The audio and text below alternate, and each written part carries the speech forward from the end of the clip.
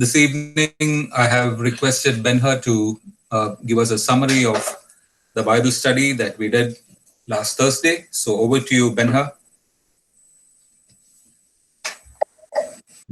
Thank you, Achan. Good evening, everyone. Let's have a look at the summary of what we learned on May 21st, last Thursday. We started with Acts chapter 9, and this chapter is titled The Conversion of Paul. And we read that the chapter is divided into 6 parts. So, part 1 is on a destructive journey, which is verses 1 and 2. And part 2 is an unexpected encounter, which is verses 3 to 9. Part 3 is a miraculous conversion, which is verses 10 to 18. Part D is an unbelievable proclamation, which is verses 19 to 22. And part 5 is a taste of persecution, which is verses 23 to 31. And the last one is Peter and the miracles, which is verses 32 to 43. So in the last study, we learned of the first 2 parts alone, which is on a destructive journey and an unexpected encounter. So on a destructive journey, we first read that the first part of that is Paul was at the peak of his destructive activities. So Paul was still breathing out murderous threats against the Lord's disciples, and we read that it starts with the word meanwhile. So we understand that Paul was not satisfied with the killing of Stephen. He knew that the gospel is spreading, and he may have heard of things that's happening in Samaria. So he wanted to make sure that he could wipe out the entire group of people who actually belonged to the way. And Christians were known as people of the way because Jesus had said, I am the way, the truth, and the life. So whoever followed Jesus were, labeled as people who belonged to the way. And the next part we see about the city of Damascus. So Damascus was an important city. It was the capital of Syria, and it took a journey of about 5 to 6 days on foot to reach that city from Jerusalem. And it is understood that most of the Christians who had fled from Jerusalem during the persecution had gone away, and most of them might have gone to Damascus. Now, the reason Paul was taking letters from the high priest is because Damascus is in another country, so he needed permission to enter. That's the reason he took letters from the high priest. And Achan showed us a map of Saul's journey where he starts from Jerusalem and goes to Samaria. They spend some time there and then they go to Damascus. So the if you have, if you've seen the video on that particular slide, the black dotted line is the journey from Jerusalem to Damascus, and the blue dotted line is the return from Damascus to Jerusalem. So that's the end of part 1. Part 2 is an unexpected encounter, which is verses 3 to 9. So here we read a description of what happened when Paul was nearing Damascus. We find the same narrative in Acts chapter 26, verses 13 to 18, where Paul gives his testimony before King Agrippa. So, this particular passage here from verses 3 to 9 is given to us by Luke, who's the author of the book of Acts. And the later part in Acts 26, we get the account from Paul himself. So, the first part of this, we see that as he neared Damascus on his journey, suddenly a light flashed around him. So we see that this is happening near the city of Damascus, almost at the end of 5 or 6 days journey. And we see Paul tells to King Agrippa in Acts chapter 26, verse 13, about noon, King Agrippa, as I was on the road, I saw a light from heaven, brighter than the sun, blazing around me and my companions. So we learned that this didn't happen in a vision or a dream to Paul. It happened in broad daylight. His companions who were around him also saw it. They were also with him. So the mood of the journey completely changed because these were people who were going with a vengeance to kill people or capture them and put them in prison. And here the entire mood changes when this encounter with Jesus happens. So next we see the sequence of events that happen. So in Acts chapter 9 verse 3, we see that he saw a light from heaven. So as he neared Damascus on his journey, suddenly a light from heaven flashed around him. That's the first thing that happens. The next, we read that he heard a voice, which is mentioned in Acts chapter 26, verse 14. And Paul says, "We all fell to the ground, and I heard a voice saying to me in Aramaic, 'Saul, Saul, why do you persecute me? It is hard for you to kick against the goads.'" Kicking against the goads is actually kicking feet on the thorns. We know that it's very difficult to walk when our feet touches the thorns.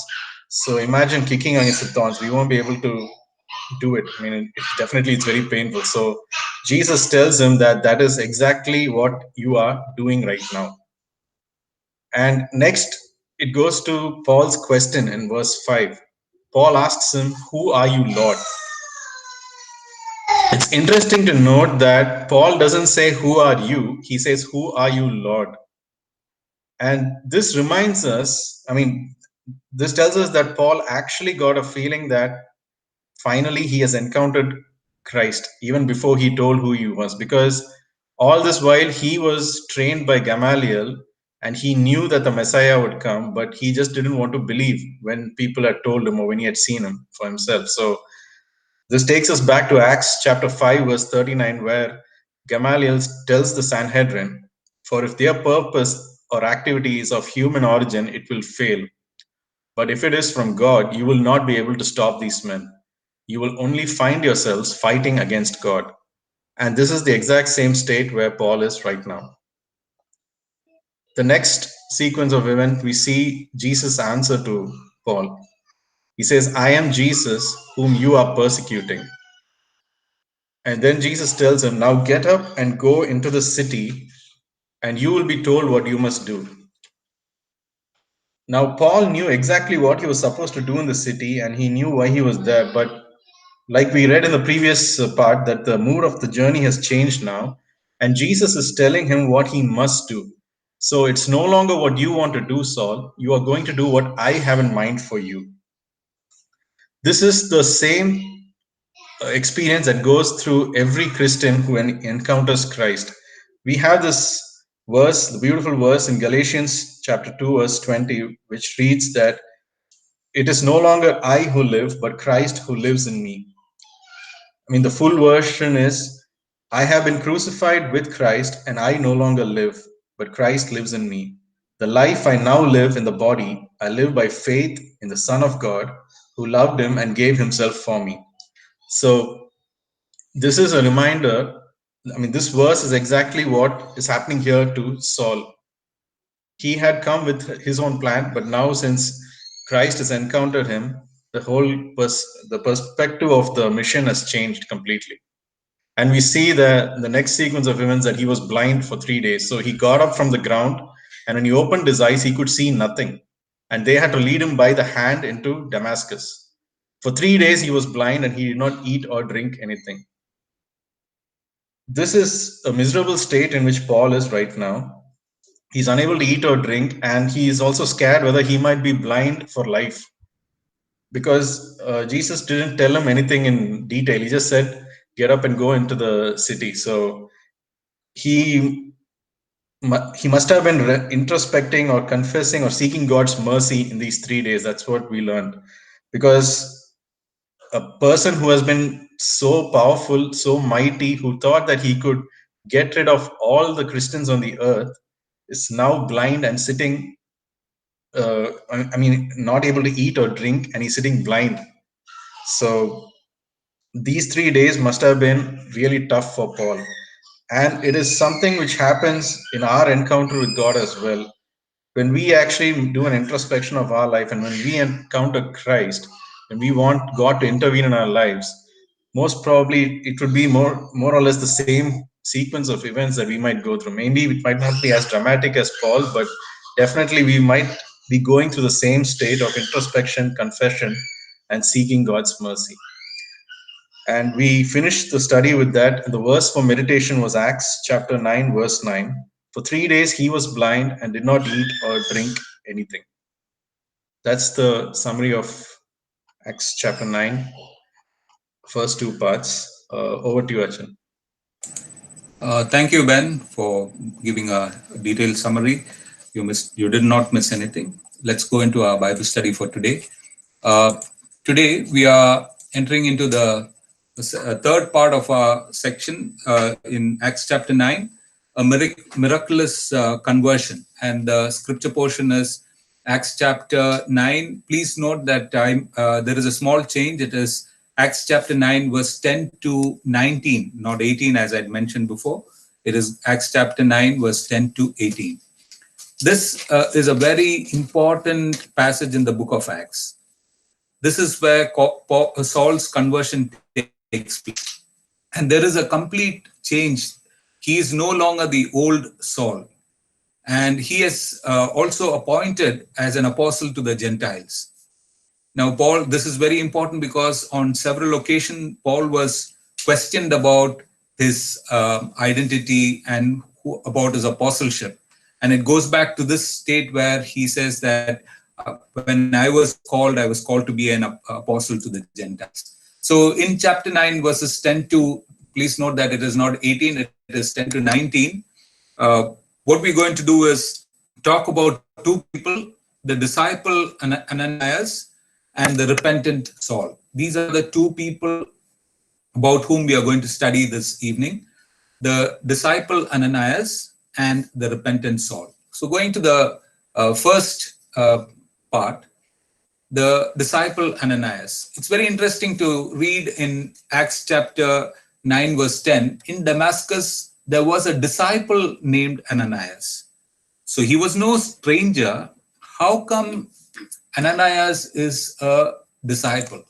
So we understand that in Luke chapter 10, verse 9, Jesus appointed 72 people and sent them 2 by 2 into every town and place to go and preach the gospel of the kingdom. And it is said that Ananias was one among the 72. And that is why he gets the title as disciple. So he was also a Jew, just for your information. And then his name, Ananias, means Jehovah is gracious. So he had a beautiful name. God's gracious acts were upon him. And so his name was understood as Jehovah is gracious. Now, we understand that later he became the bishop of Damascus and died as a martyr. So this is some general information about Ananias. First of all, he was, why he got the title disciple is because he was one among the 72 that Jesus sent into the villages and towns to preach the kingdom of God. Then we know that he is a Jew. Ananias means Jehovah is gracious. Then we understand that he later became the bishop of Damascus and died as a martyr. We also see that Ananias, what Paul says about Ananias in Acts chapter 22, verse 12. Acts chapter 22, Paul is arrested by the Sanhedrin in Jerusalem, and he is asked to make his defense. And in his defense, what he says of Ananias is very interesting. Acts chapter 22, verse 12 says, a man named Ananias came to see me. He was a devout observer of the law and highly respected by all the Jews living there, which means that Ananias was a kind of a leader. You can imagine that he was one of the disciples that Jesus sent into the towns. So right from Jesus's time, the presence of believers and is there in Damascus. He moved to Damascus. Maybe he is from Damascus. And so we see him as a leader of the believers community or the Christian community in Damascus. And that is why later he became the bishop and things like that. And then we also see in this particular passage that is before us, that he had a vision from the Lord. In chapter 9, verse 10 and 11, we read, in Damascus, there was a disciple named Ananias. The Lord called to him in a vision, Ananias. Yes, Lord, he answered. The Lord told him, go to the house of Judas on Straight Street and ask for a man from Tarsus named Saul, for he is praying. So, previously we saw that angels came angels came to people, to Peter, and angels came to on several occasions to minister to people. We saw the Spirit of God leading people, but here it is the Lord Himself who appeared in a vision to Ananias. And so this is very interesting to note that he had a vision of the Lord Himself. Ananias was a disciple and he had been with Jesus. Now he has a vision from Jesus to carry on a task on behalf of God Himself. God reveals His plans to His people, and He entrusted the task of ministering to Saul to Ananias. Isn't it wonderful? God calls His people, and God has His people in mind when He wants to fulfill His mission. And then we also see about Ananias that he was in a dialogue with God, because in when God told him that you have to go and meet Saul of Tarsus, verse 13 to 15, we see Ananias expressing his fears. He says, "The Lord," Ananias answered, "I have heard many reports about this man and all the harm he has done to your people, holy people in Jerusalem. And he has come here with authority from chief priests to arrest all who call on your name." So Ananias is expressing his fears that he probably could be arrested. And Ananias fully well knows what is the purpose of Saul's visit to Damascus. So he's expressing his fears. And friends, I want you to know a principle or a fact about our relationship with God is we can talk to God about things we fear or we don't understand. So many times we know that God is talking to us. And when God talks to us and He talks to us, He may be telling us to do the things which we have never done. He may be telling us to do the things which we feel we are inadequate, we are not qualified. We may often use the words, "How can I?" Or we may wonder, "Why me?" We can always talk to God and express our fears. But remember, we cannot keep on asking God questions all the time and while away God's time. God in verse 15 tells Ananias, "Okay, I have heard you, I have told you what the situation is." But the Lord said to Ananias, "Go. This man is my chosen instrument to proclaim my name to the Gentiles and their kings and to the people of Israel. I will show him how much he must suffer for my name." So here we see God explaining to Ananias what the situation is, but God also says, "You can't delay. It is something that you have to act upon. So get up and go."